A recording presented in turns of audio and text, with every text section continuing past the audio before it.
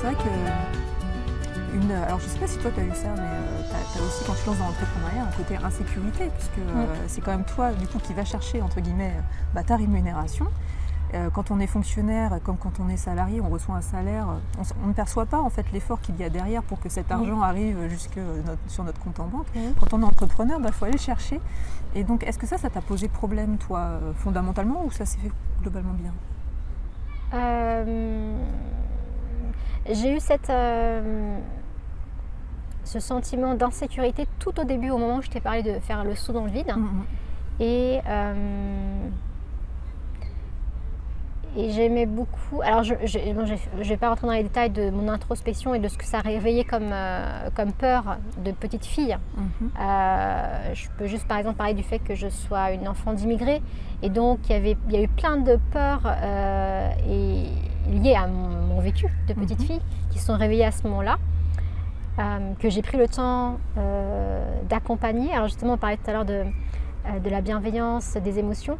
Et c'est parce que j'ai pris en compte mes émotions, que j'ai pris soin de ma peur, et je n'ai pas cherché à la nier, à l'éviter, à la fuir ou à m'identifier totalement à elle, que vraiment, c'est comme si la petite fille intérieure qui avait peur et qui ne savait pas si elle allait pouvoir payer son loyer le mois prochain, et ben on y est allé ensemble. En fait, cette intelligence collective dont je te parle, je l'ai faite avec moi-même, avec toutes ces parts. On peut appeler ça des parts d'ombre ou pas, d'ailleurs, on n'est pas obligé de les nommer comme ça, mais moi, ça m'a... Voilà, on est allés ensemble et moi, ma difficulté, c'est surtout de ne pas être parfaite, de devoir être imparfaite en fait. Et j'ai beaucoup aimé, alors là c'est un autre coach qui s'appelle Martin Latulippe, et donc j'ai participé à sa formation et il parle d'action imparfaite inspirante. Et j'ai beaucoup aimé parce que pour moi, chaque action est inspirante parce qu'elle vient... parce qu'elle fait vibrer quelque chose en moi qui a du sens, cette motivation intrinsèque. Je pars de mes tripes et je me dis ok, je le fais parce que ça me fait plaisir, mais elle sera imparfaite, c'est pas grave, c'est ok. Et puis au niveau financier, moi j'ai mis 3-4 ans en fait à démissionner et j'ai pris 2 ans ensuite en disponibilité et j'ai eu beaucoup de chance et je remercie l'Éducation nationale parce que c'est rare. On m'a donné l'autorisation de me dire ok, vous avez 2 ans pour nous dire si vous restez ou pas dans l'Éducation nationale. Et avant ça, j'ai fait à temps plein et le week-end, de temps en temps, donc je travaillais parce qu'on peut être auto-entrepreneur en étant fonctionnaire, avec un certain nombre d'heures. Et puis après, je me suis mise à mi-temps, donc j'ai vraiment fait ça très, très progressivement. Et ce qui a permis donc d'éviter des gros moments de stress, de peur par rapport à la rémunération. Ah oui, tout à fait. Donc tu as construit progressivement ton activité et donc ça te permet de tâtonner, d'avoir ce temps-là. Exactement. En effet, c'est une chance de pouvoir faire ça. C'est bien. Ok, alors, ce que je te propose, c'est qu'on tire une petite carte encore sur l'aspect professionnel au sort. Qu'est-ce qui est le plus laborieux quand on est chef d'entreprise? Alors là, c'est clair, hein, je ne vais même pas chercher. C'est le bilan en fin d'année et c'est le bilan en fin d'année. La compta. Parce que je fais ma compta toute seule, je n'ai pas de comptable. Et je suis en profession libérale, donc j'ai le grand cahier comptable que mon père avait, parce que mon père était aussi à son compte. Et moi, il m'effrayait ce cahier. Quand j'étais à la fac, parce que j'ai eu des cours de compta, je détestais les chiffres. Donc voilà, pour vous dire que si vous avez envie de vous lancer dans l'entrepreneuriat et que vous détestez les chiffres, c'est quand même possible, hein, la preuve. Et j'ai même commencé à aimer les chiffres et à même aimer... là, cette année, ça a été quand même beaucoup plus fluide. Et j'ai quand même des personnes qui me soutiennent, qui m'aident. C'est même possible d'aimer... aimer les chiffres. Et même d'aimer faire la compta, dire ouais, c'est bon, là. Et je comprends un peu plus, ça a plus de sens maintenant pour moi. Mais c'est ça qui est le plus laborieux aujourd'hui. Mais le reste, c'est très fluide. Ah ouais, ça j'imagine bien. Alors, ce que je te propose, c'est de passer à la sphère plus privée. Donc, pas forcément intime, hein, tout de suite, j'imagine. Non, on va pas non, jusque je là, ne dirai pas hein. tout dans cette vidéo. Non. Mais oui, parlons un petit peu plus de l'aspect de la personnalité. Alors, on le découvre, hein, de toute façon, même quand on parle professionnellement, on s'en aperçoit. On parle toujours de soi, finalement, quand on est entrepreneur, puisque c'est quand même difficile de dissocier les deux. Hein. Mais, alors, tu en as parlé un petit peu tout à l'heure, justement, tu l'as dit... mais je repose la question quand même au cas où tu as envie d'étoffer. C'est si tu n'avais pas été entrepreneur, donc quelle personne serais-tu aujourd'hui selon toi? Alors j'aurais clairement beaucoup moins confiance en moi et j'ai beaucoup plus confiance en moi aujourd'hui. L'un des exemples, c'est... Alors j'aime beaucoup voyager et je suis allée seule en Inde. Alors on m'a Donc déjà, on m'avait dit tu es complètement folle de quitter l'éducation nationale et de passer de fonctionnariat à l'entrepreneuriat. Mais on m'a dit tu es complètement folle de partir en Inde toute seule aussi. C'est un peu l'exemple. Hein. Je ne serais pas la femme que je suis aujourd'hui.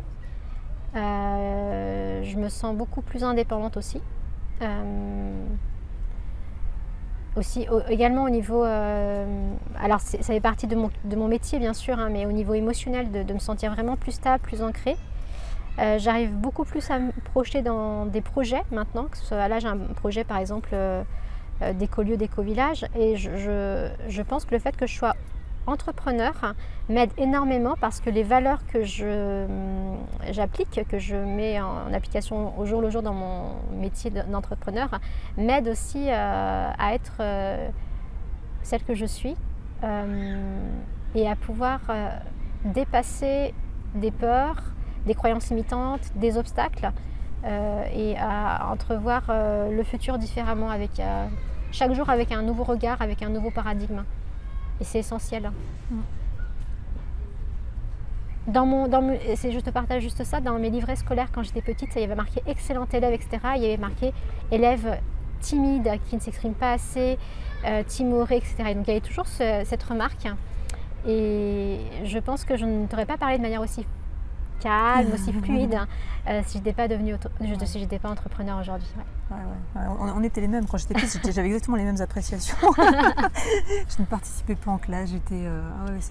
Les profs ne comprenaient pas pourquoi. Pareil. Bonne élève, très bonne élève même, mais qui ne s'exprimait pas. Donc je comprends, j'adhère. Enfin, j'adhère. J'ai changé aussi. J'en suis à faire des vidéos maintenant. Je pense qu'ils regarderaient là, ils font mais qu'est-ce qui lui est arrivé? Comme quoi tout se transforme, tout change, et c'est ça la vie.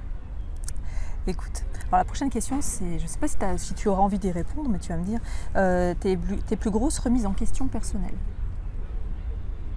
On a bien senti qu'il y avait quelque chose qui t'était arrivé et qui a fait que tu as passé ce pas-là. Je ne sais pas si c'est de ça dont tu as envie de parler, mais tu peux avoir d'autres types de remises en question personnelles qui t'ont fait bouger les lignes pour devenir ce que tu es aujourd'hui. Il y a deux sujets qui me viennent. Alors, je parle des deux parce que quelque part c'est lié. C'est la culpabilité. En 2012-2013, donc c'est un événement personnel qui a tout réveillé en moi. Aujourd'hui, je n'ai plus aucun ressentiment, aucune culpabilité, plus rien, remontrance ou autre. Tout est ok, et même merci à ce qui s'est passé aujourd'hui. Enfin, ce qui s'est passé il y a 8 ans maintenant. Ça m'a permis d'être... je ne serais pas là. Je ne serais pas là aujourd'hui. Et puis... après, c'est plus là, c'était une remise en question personnelle dans le sens, je me suis dit, où est-ce que j'ai, entre guillemets, fauté? Où est-ce que j'ai commis une faute? Je ne parlais même pas d'erreur, hein. À l'époque, je parlais de faute. Maintenant, j'ai encore changé de vocabulaire. Je parle de responsabilité, c'est tout autrement, c'est très différent. Et il y a un ouvrage, alors je ne sais pas si je me trompe le titre exact, mais c'est « Words can change a brain » ou quelque chose comme ça.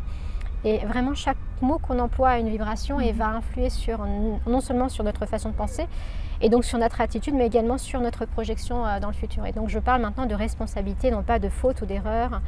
Et ça joue également sur ce sentiment de culpabilité que l'on peut avoir, d'autant plus que si on a eu en plus un vécu d'enfant parfait, sage, premier de la classe, où on a toujours besoin d'être parfait en fait, sans être dans un...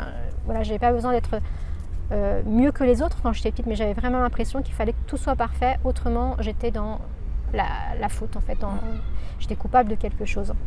Donc il y a eu de grosses remises en question au niveau personnel de mes relations, et ça m'a permis donc, je pense, encore plus de déployer, d'arroser entre guillemets la graine de bienveillance, de compassion envers des êtres qui sont proches dans la famille ou des amis, pour vraiment aller au-delà de ce qui est dit parfois. Et parfois, je prends même le temps, je l'avais dit dans une de mes vidéos, de les voir comme si c'était des enfants. Quand il y a quelqu'un qui dit ou prononce des choses parfois difficiles, violentes, même des accusations, de revenir à soi, de respirer, de ne pas le prendre personnellement. C'est pas du tout évident ce que je dis, hein, je suis d'accord. Et puis de voir qu'est-ce que l'enfant intérieur a. Oui, en fait, quelle est la part de la personne qui me parle là et qu'est-ce qu'elle veut me dire en me disant ça finalement. Exactement. Ouais. Exactement. Voilà, globalement. Après, je pourrais en parler pendant des heures, mais